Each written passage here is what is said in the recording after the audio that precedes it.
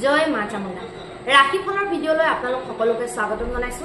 ৰাশি ফল হৈছে 27 আগষ্ট 2024 কৃষ্ণ পক্ষৰ নৱমী তিথি পৰিছে, মঙ্গলবাৰ পৰিছে। আজি দিনটো যিসকল শিশুৱে জন্মগ্ৰহণ কৰিব তেওঁলোকৰ হ'ব বৃষ ৰাশি, আৰু আজি দিনটোত যিসকল কন্যা পুষ্পিতা হ'ব তেওঁলোকৰ হ'ব পতি হিতাযুগ। এতিয়া আহকচোন আমি মেষৰ পৰা মীনলৈকে প্ৰত্যেকটো ৰাশিৰে ৰাশিৰ ফল জন্ম ৰাশি বা চন্দ্ৰ ৰাশিৰ আধাৰত নিৰ্ণয় কৰিম।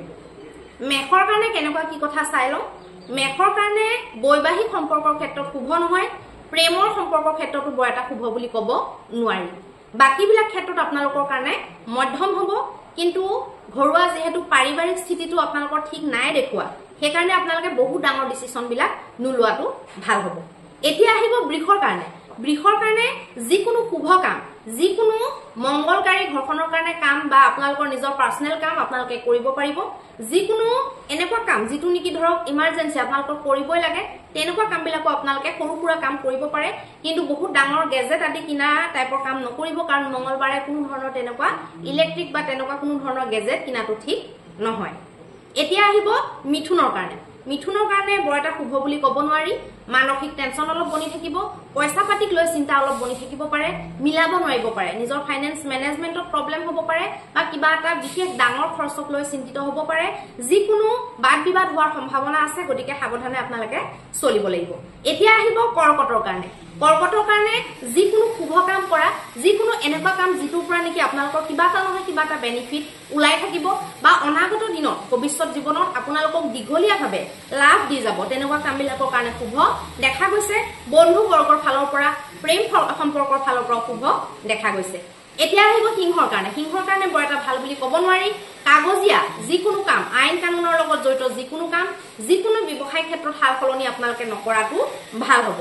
এতিয়া আহিব কন্যাৰ কাৰণে। কন্যাই যিকোনো শুভ কাম, যিকোনো ধৰ্ম আধ্যাত্মৰ লগত জড়িত কাম, দেউতাকৰ লগত জড়িত কাম, যিকোনো এনেকুৱা কাম যিটো নেকি গোটেই পৰিয়ালটোৰ কাৰণে কিবা এটা চিন্তা কৰি ধৰক কৰা হ'ব, সৰু সুৰা তেনেকুৱা কামবিলাক আপোনালোকে কৰিব পাৰে।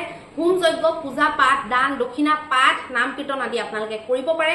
যিকোনো ভাগ্যৰ লগত সংযোগ থকা কামবিলাকৰ ডিছকাশ্যন আপোনালোকে কৰিব পাৰে, বা যিকোনো আইডিয়া আপোনালোকে প্ৰেক্টিচ বা ইনে জাষ্ট এপ্লাই কৰি চোৱাৰ কাৰণে আপোনালোকৰ দিনটো ঠিকে আছে। এতিয়া আহিব তুলাৰ কাৰণে। তুলাৰ কাৰণে শুভ নহয়, মানসিক অশান্তি দেখা গৈছে, যিকোনো বাদ বিবাদৰ সম্ভাৱনা, পইচা বেছিকে যোৱাৰ সম্ভাৱনা, লগতে আপোনালোকৰ কাৰণে যাত্ৰাবিলাক শুভ নহয়, আপোনালোকে সাৱধান হ'ব লাগিব। এতিয়া আহিব বৃশ্চিকৰ কাৰণে। বৃশ্চিকৰ কাৰণে যিকোনো ক্ষেত্ৰতে সন্ধি কৰা, সন্ধিত ব্যৱসায় কৰা, বৈবাহিক মীমাংসা কৰা বা প্ৰেমৰ ক্ষেত্ৰত মীমাংসা কৰিবলগীয়া থকা, তেনেকুৱা প্ৰত্যেকটো কামৰ কাৰণে নতুন মানুহ লগ ধৰি পেলাই মিটিং কৰাৰ কাৰণে শুভ আপোনালোকৰ কাৰণে দেখা গৈছে। যিকোনো সৰু সুৰা ঘৰৰ কাৰণে যদি এনে নৰ্মেলি কিবা কাম কৰিব লগা আছে, অলপমান শুভ কাম টাইপৰ, কিন্তু সেইবুলি বহুত ডাঙৰ কাম নহয়, তেনেকুৱা কামবিলাক আপোনালোকে কৰিব পাৰে।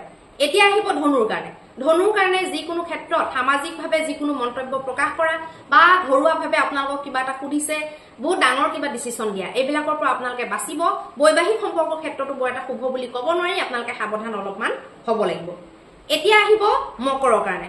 মকৰৰ কাৰণে প্ৰেমৰ ক্ষেত্ৰত, সন্তানৰ ক্ষেত্ৰত, সন্তানৰ শিক্ষাৰ ক্ষেত্ৰত, বা নিজৰ শিক্ষাৰ ক্ষেত্ৰত, ব্যৱসায় বাণিজ্য বা বুদ্ধিবৃত্তিৰ লগত জড়িত কামবিলাকৰ কাৰণে অত্যন্ত শুভ দেখা গৈছে।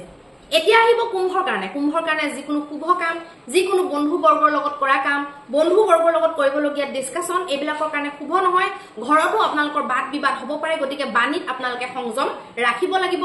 মাক দেউতাকৰ লগতো আপোনালোকে সংযম ৰাখি পেলাই কথা পাতাটো আপোনালোকৰ কাৰণে শুভ হ'ব। এতিয়া আহিব মীনৰ কাৰণে। মীনৰ কাৰণে খুব শুভ, যাত্ৰা কৰাৰ কাৰণে, যিকোনো সৰু সুৰা ব্যৱসায়িক যাত্ৰাৰ কাৰণে বেছি ভাল, ব্যৱসায়িক মুভমেণ্টৰ কাৰণে ঠিক ঠাক দেখা গৈছে। যিকোনো পৰাক্ৰমশালী কামবিলাক, পৰাক্ৰম নিহিত হৈ থকা প্ৰত্যেকটো কাম আপোনালোকৰ কাৰণে শুভ।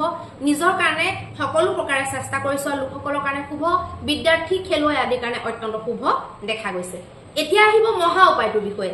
মহা উপায়ত আপোনালোকে গোটেই দিনটো মংগলময় হ'বলৈ কি কৰিব? গোটেই দিনটো মংগলময় হ'বলৈ আজি মংগলবাৰৰ দিনা আপোনালোকে ৰাতিপুৱা শুই উঠি গৈ পেলাই ৰঙা এডাল জবা ফুলৰ মালা আৰু এটা নাৰিকল ৰঙা সেন্দুৰ সানি পেলাই, বা হনুমানী সেন্দুৰ সানিও আপোনালোকে দিব পাৰে। লগতে আপোনালোকৰ এখন মিঠা পাণ আৰু 3টা আপোনালোকৰ যিকোনো লাডু জাতীয় প্ৰসাদ আপোনালোকে প্ৰসাদ হিচাপে অৰ্পণ কৰিব পাৰে হনুমান মন্দিৰ বা গণেশ মন্দিৰ, দুইটাৰ ভিতৰত এটা যিকোনো মন্দিৰত আপোনালোকে এইটো যদি আপোনালোকে ৰাতিপুৱা প্ৰথম দৰ্শন দি পেলাই অৰ্পণ কৰিব পাৰে বেছি ভাল। নহলেও আপোনালোকে যিকোনো দৰ্শনাৰ্থী, মানে প্ৰথম দৰ্শনাৰ্থী নোহোৱাকেও আপোনালোকে যদি অৰ্পণ কৰে, দিনটোৰ যিখিনি অমংগল হ'বলগীয়া আছে সেইখিনি অন্তত আপোনালোকে সেইখিনিৰ পৰা হাত সাৰিব পাৰিব।